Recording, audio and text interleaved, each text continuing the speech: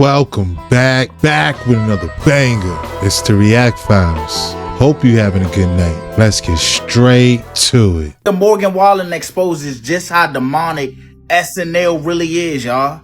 So Morgan Wallen got invited to be on SNL. And at the end of the show, y'all, this man just literally left. He only said bye to the host. And then he was gone. Then he took to his Instagram and said, "Get me to God country." It don't take rocket science to know what he meant by that. You go on a show that be doing hella little demonic skits, especially the one with Lady Gaga, and you have someone that's a believer of God go there and then just leave because he felt something wasn't right. And then he put that on his Instagram. That's not by coincidence, y'all. This is the clip I'm talking about. Thank you so much to Morgan Wallen. I had a wonderful time. Thank you all.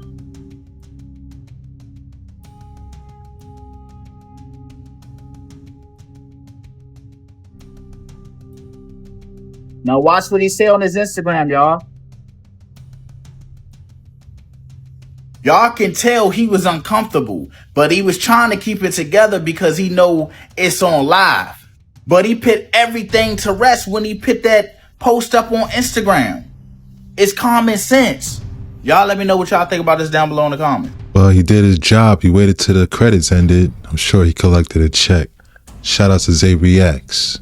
I feel like he knew they were highly weird. Upon bringing home each of the corpses, he would use salt and baking soda to dry them out. He would then wrap the limbs in strips of cloth and stuff the hollowed out bodies with rags and padding to make them look full. He would use wax masks as a means of preserving what semblance of a face. The bodies would often wither and shrink, and one of these victims was Olga Chartimova. This photograph of her was taken just 2 months before she went missing. It's a stark contrast to how investigators found her in 2002. Olga was walking to her grandmother's house, but she would never arrive. Fearing something happened to her, Olga's family contacted the police. They traced her back to a drug addict who had tried to steal Olga's earrings. When she tried to escape, the addict killed her with a metal bar. Unfortunately, this is not where Olga's horrific story ends. Her grave would be visited by Anatoly, who took a liking to her and took her corpse to his home. He would then mummify her and add her to his growing collection of dolls. It wouldn't be until 2009 when families from around the city began noticing that graves were being desecrated. This would result in an investigation that would ultimately lead to Anatoly's arrest. He was caught painting over Muslim gravestones in one of the cemeteries. From here, police searched his home and recorded the horrific footage in this video. You can see a number of life-sized dolls, including Olga, who disturbingly looks nothing like the little girl she was when she was alive. Truly disturbing.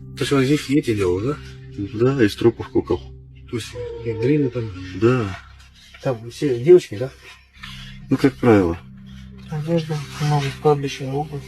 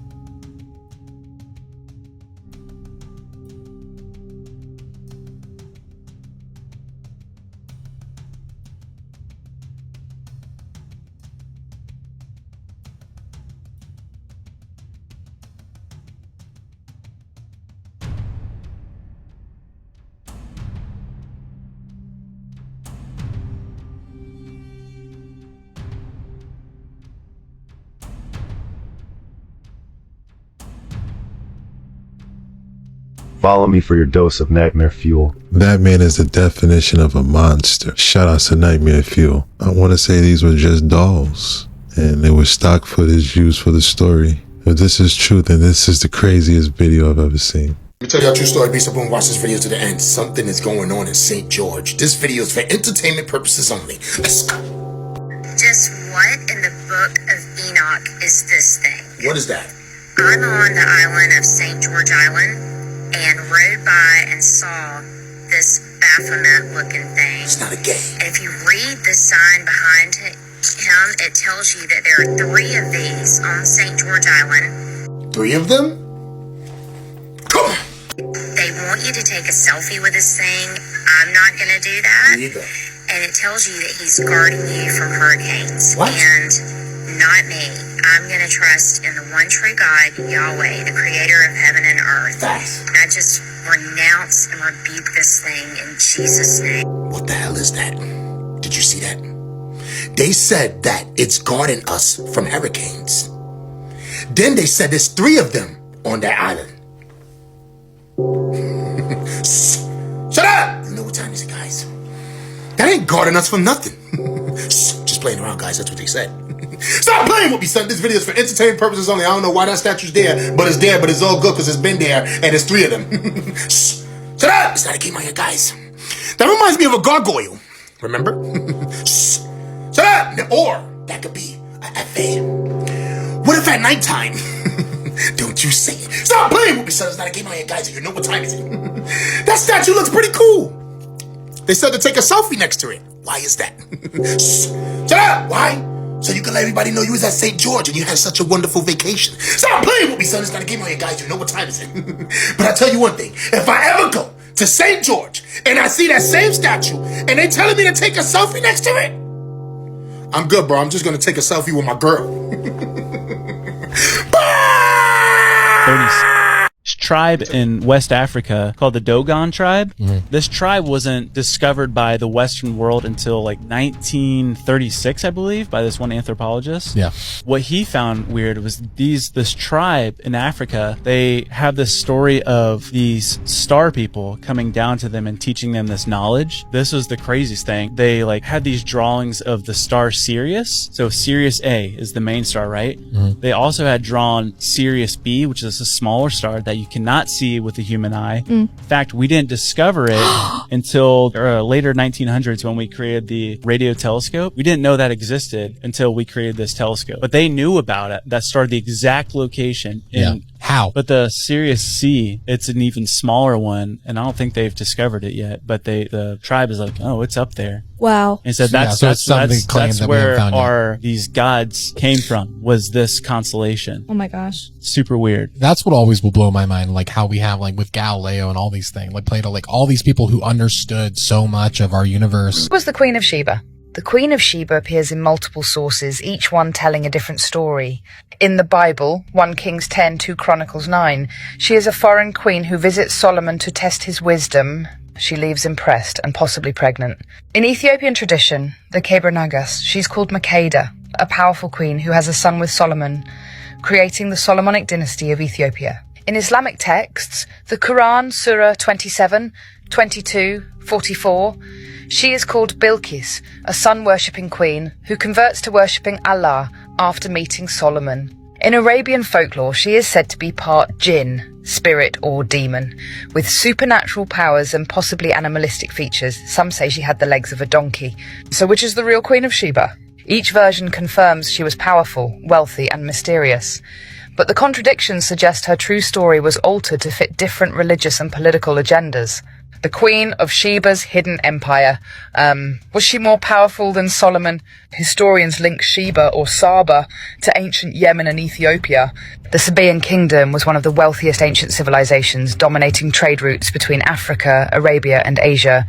Control of frankincense and myrrh. Sheba's empire controlled the trade of frankincense and myrrh, some of the most valuable substances of the ancient world, used for religious rituals and embalming. Richer than Solomon, the Bible describes her arriving with camels bearing spices, gold in great abundance, and precious stones. 1 Kings 10, 2. Some scholars suggest that she was actually wealthier than Solomon. If she was richer and more powerful than Solomon, why is she always portrayed as the one who was impressed by him? Could it be that Solomon was actually the one seeking an alliance with her? Was the Queen of Sheba the true power behind the biblical story, not Solomon? The bloodline of Solomon. Did Sheba give birth to a hidden dynasty? The Ethiopian Keber Nagas tells a very different version of events. According to this account, the Queen of Sheba had a son with Solomon, named Menelik I. Menelik returned to Ethiopia, where he founded the Solomonic dynasty, a bloodline that ruled Ethiopia for over 3,000 years, all the way up to Emperor Haile Selassie, 1892 to 1975. Menelik supposedly took the Ark of the Covenant with him to Ethiopia, which some believe is still hidden there today. If true, this means the Queen of Sheba was not just a visitor. She was the mother of an entire dynasty that shaped world history. Why is this version of history not widely taught? Because it challenges the idea that Solomon was the superior ruler. Because it suggests that one of the most powerful royal bloodlines originated from a black African queen, something Western historians have long tried to suppress. The Queen of Sheba and the occult, was she a mystic or sorceress? Many ancient sources hint at supernatural elements surrounding Sheba. The Quran suggests she had secret knowledge and tested Solomon with riddles and wisdom.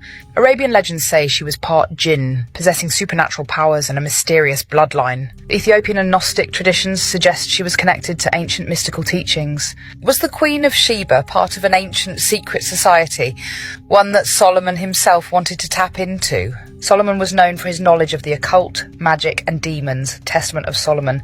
Did he and Sheba share hidden knowledge that was later erased from history? Could the meeting between Solomon and Sheba have been a meeting of two powerful mystics, not just a political alliance?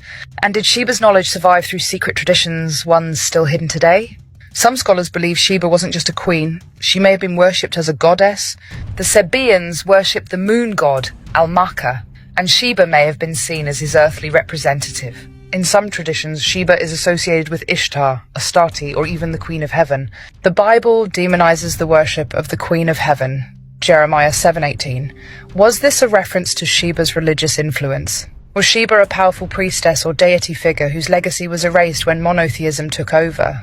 Was she worshipped as a divine ruler, only to be rewritten as a mere visitor to Solomon's court?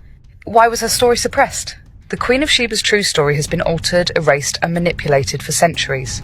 Why? Because she was a powerful woman ruler in a time when history was written by men. Because she was a black African queen with wealth, knowledge, and influence that rivaled or surpassed Solomon's. Because she may have held secrets, occult, mystical, or even extraterrestrial, passed down through hidden traditions. Because she founded a bloodline that still holds influence today, one that certain groups may not want to acknowledge. Final revelation, who was she really? The Queen of Sheba was not just a foreign monarch visiting Solomon out of curiosity. She was a ruler of immense wealth and power, possibly even greater than Solomon himself.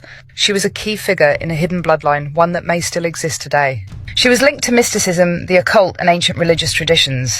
She may have been a goddess, a sorceress, or a priestess queen whose true story was erased from history.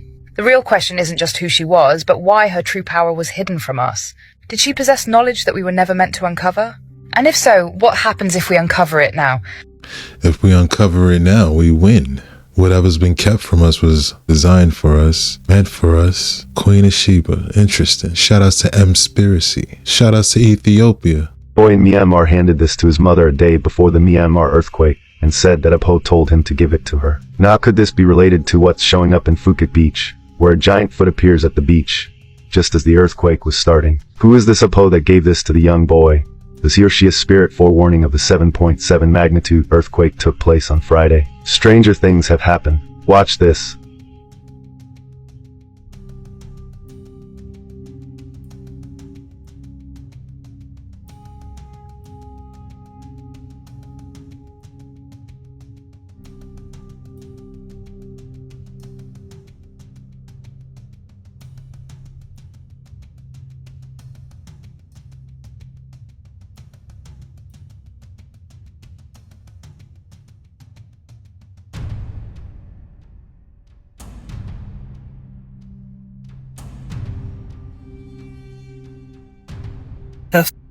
So this is the Egyptian Ankh right here, okay? This isn't a symbol of life. This is an actual tool right here. On the left, this is Nikola Tesla's electric oscillator. If you guys don't know who Nikola Tesla is, he's a scientist and the inventor.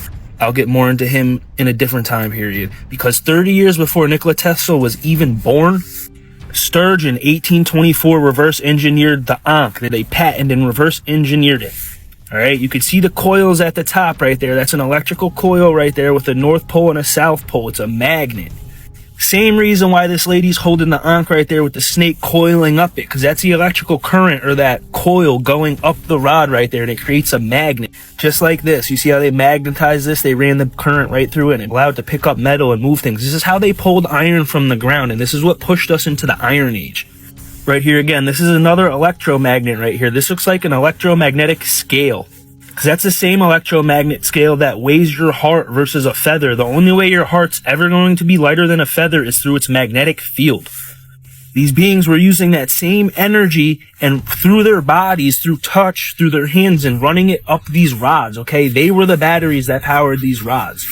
You see, they got statues with these beings holding them. These are not symbols. These are tools that they were going around, walking around with, using them to control frequencies and allow them to have control over reality. So this is the side of TikTok that I belong on. Shout out to Indios369. Ankhs and electric magnets. This is my first time ever hearing this theory. I could definitely see this being a possibility. According to the legend, there was a battle in the sky with the gods. They were fighting each other and then this happened. It's a place where NASA comes to study it. There's possibly alien life in the water, a crater, and this place is so mysterious that even NASA has been studying. This is a crater not like anywhere on Earth.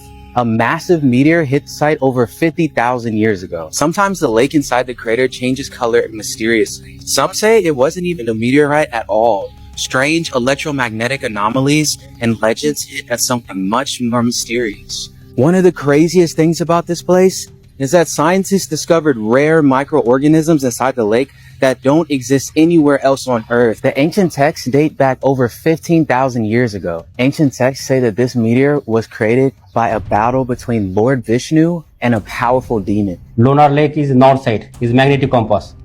Basically, magnetic compass is work in Earth magnetic field.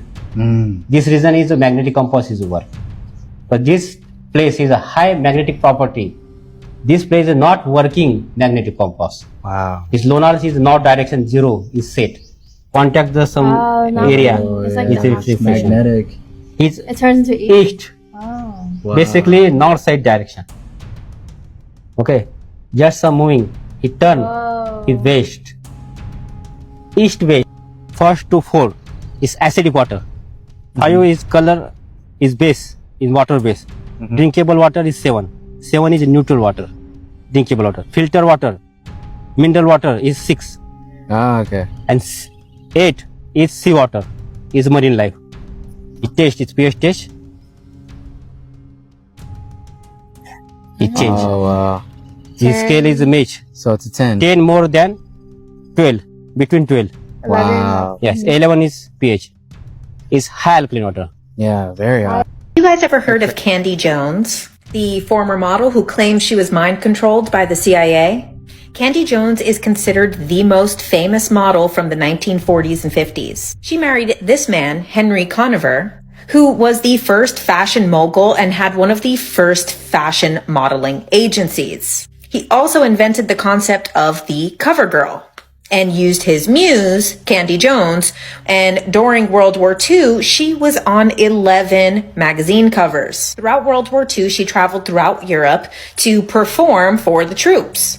In 1945, she was in the Philippines performing for troops when she became sick with malaria. And that's when she met a doctor by the name of Gilbert Jensen. Of course, this wasn't his real name. After getting divorced, she needed some extra money, so she opened up a modeling school.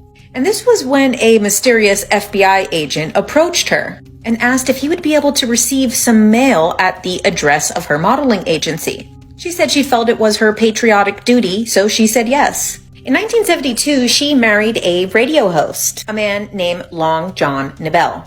After getting married, he noticed that Candy would have these episodes. She would become angry and violent and would completely change in her demeanor and then have no recollection of doing it after. He called this the voice. She had also been suffering with insomnia, so he said, why don't we try hypnosis?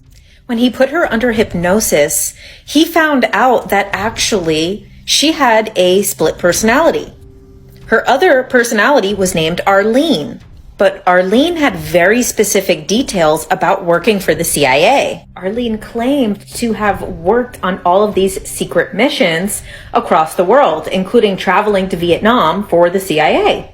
She started to come out about her claims, saying that she was a victim of government mind control and that she had been involved in some type of secret program. There was a lot of speculation about this, whether it was just delusions or false memory syndrome. Go check my video on false memory syndrome. But then Candy found a passport, and it was a photo of her with a black wig and dark makeup, and it said Arlene Grant.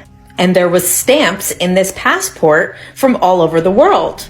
Yet she had no recollection of ever doing this. After these discoveries, information about Project MK Ultra made it to the public. And this was an illegal human experimentation conducted by the CIA. The CIA claims that they ended all of the MK Ultra testing in 1973, and that all the documents would be destroyed. But many people claim to still be victims of this experiment. Check out The Control of Candy Jones for the full story. I never heard of Candy Jones, but she has a remarkable story. Shout out to JK Ultra. They were definitely using her for espionage. It's crazy that they was doing this since like the 40s. Scientists made an earth-shattering discovery inside Egypt's legendary Great Pyramid of Giza. Using revolutionary new satellite technology known as synthetic aperture radar, Doppler tomography, developed by researchers Filippo Bionde and Corrado Malanga, the team uncovered astonishing hidden structures beneath one of humanity's greatest monuments. Inside the Great Pyramid itself, researchers discovered a massive, previously unknown chamber spanning 5 distinct horizontal levels. Intricately designed and deliberately concealed, this secret room has remained untouched for thousands of years, hidden within plain sight. But this discovery was just the beginning. Radar scans penetrating deep beneath the Pyramid of Khafra have revealed 8 perfectly symmetrical cylindrical wells descending an incredible 648 meters, over 2,100 feet, straight into solid bedrock. These enormous shafts are precisely engineered, arranged methodically in parallel rows, and extend downward into vast cubic formations nearly 2 kilometers beneath the surface. Each cylindrical shaft measures several meters in diameter, constructed with astonishing accuracy, far surpassing the abilities previously attributed to ancient Egyptian technology. The depth alone defies comprehension. At 648 meters, these wells plunge deeper than the height of the world's tallest skyscrapers, connecting to immense subterranean spaces whose purposes remain utterly mysterious. Even more astonishingly, beneath the entire Giza plateau lies an expansive network of interconnected chambers, tunnels, and massive cubic structures buried deep underground, stretching for kilometers. The scale and complexity of these underground constructions surpass anything ever imagined by archaeologists or historians, challenging everything we thought we knew about ancient Egypt and its capabilities. Could these enormous wells and hidden chambers represent remnants of a lost civilization, one far more advanced than dynastic Egypt? Ancient Sumerian legends speak clearly of pre-flood civilizations like Atlantis or Mu, powerful beings known as the Anunnaki, the Titans, the Atlanteans, who imparted extraordinary knowledge and skills to humanity. Could these newly discovered subterranean structures beneath Giza be physical evidence of these very legends? And most importantly, who has been trying to keep this information suppressed?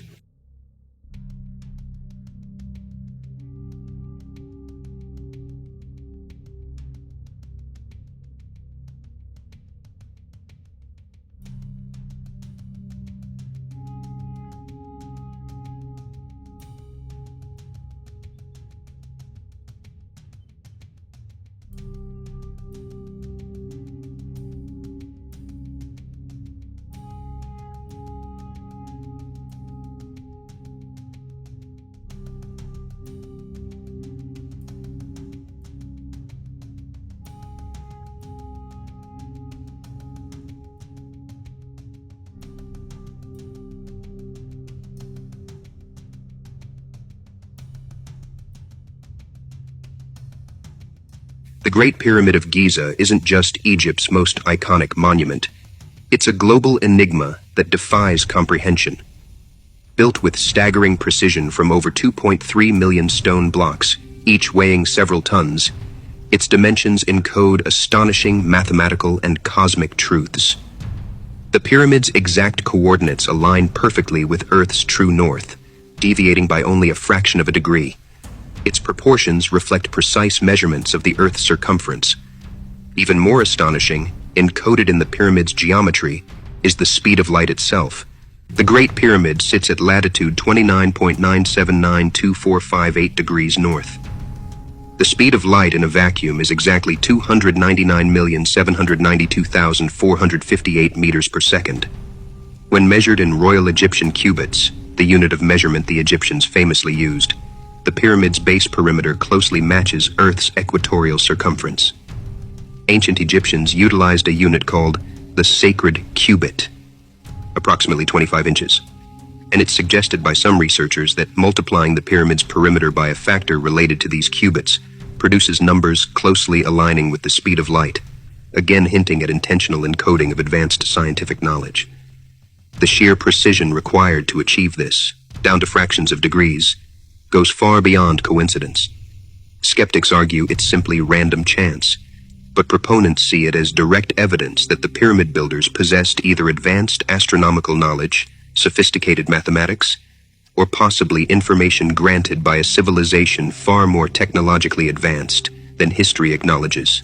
For decades, mainstream historians insisted these marvels were simply tombs, built with primitive tools, slave labor, and sheer brute force. But recent discoveries have shattered this simplistic narrative once and for all. With the groundbreaking discovery of a massive hidden chamber and 8 astonishing cylindrical wells beneath the Pyramid of Khafra, reaching depths of 648 meters into solid bedrock, the conventional story has officially collapsed. These shafts, perfectly symmetrical and meticulously engineered, plunge deeper than the tallest modern skyscrapers, connecting to sprawling subterranean structures, extending nearly 2 kilometers beneath the plateau. No copper chisels, ropes, or wooden pulleys could account for such feats of advanced geological engineering. Simply put, the mainstream explanation doesn't just fall short, it now appears entirely impossible. With mainstream narratives collapsing and sensational discoveries mounting, one question remains: what comes next? Are we on the verge of confirming ancient legends, perhaps even establishing definitive links to lost civilizations, cosmic visitors, or advanced prehistoric knowledge? Whatever comes next, one thing is clear. The sands of Giza still guard incredible secrets, and humanity is finally ready to uncover them. Totally agree. The mainstream explanation has totally been shattered. These things are the size of skyscrapers, underground, in bedrock. It makes you wonder. Shout outs to Jason Abadi. Tell you something. 48 years of study. I'm going to give you a secret. Nothing in this world is what you think it is. Government does not work the way you think it does. Religion is a corporation. Especially in the Western world, all religions operate under Maritime Admiralty law. Maritime Admiralty is the law of water. There are only 2 things on the earth, land and water. So there are 2 kinds of law, the law of the land and the law of water. The law of the land is the custom of the people who live on a particular piece of land. So the law of the land is different in every country. Okay, got it. But there is also a far more important law on the earth. It's called the law of the water. And that law is referred to in courts as Maritime Admiralty. What are some of those laws that we're not aware of? Oh, my goodness. When you walk into a courtroom, why do you go to court? You play basketball on a court. You play tennis on a court. Right. Yeah, how do you play tennis on a court? You play with a racket. Come on. And so the judge walks out, he rules from the bench. Right? Look it up in a Latin dictionary. The word bench is a bank in Latin. And so the judge is ruling for the bank. That's why he wears a black robe, because the black robe represents the planet Saturn, the god of banking and law, who in the ancient world was called Lord of the Rings. Wow. Well, he is Lord of the Rings. Like this ring. And so women were told in the ancient world to listen to their god, so they would wear an ear ring. Men were to get married before their god, so they wear a wedding ring, because Saturn was Lord of the Rings. Reptile demons dominate the demonic world, and they are everywhere.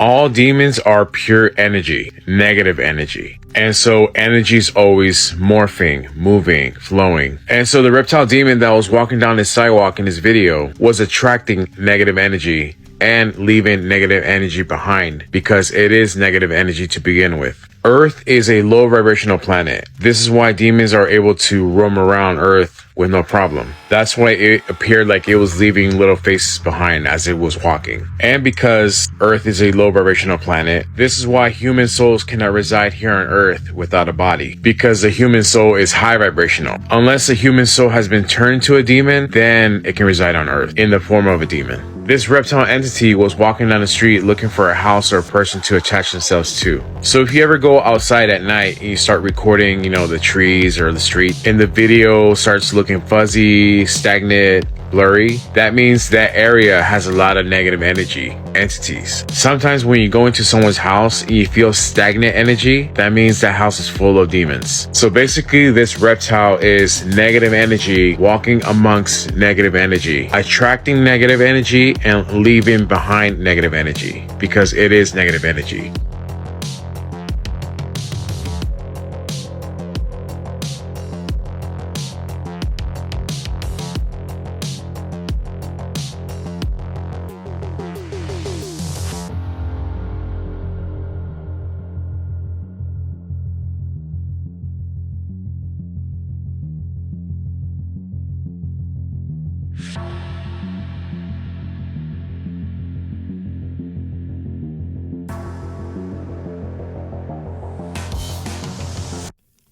And that's a wrap. Hope you enjoyed tonight's rabbit hole. If you enjoyed this video, why don't you check this one right here? Thanks again. Till next time.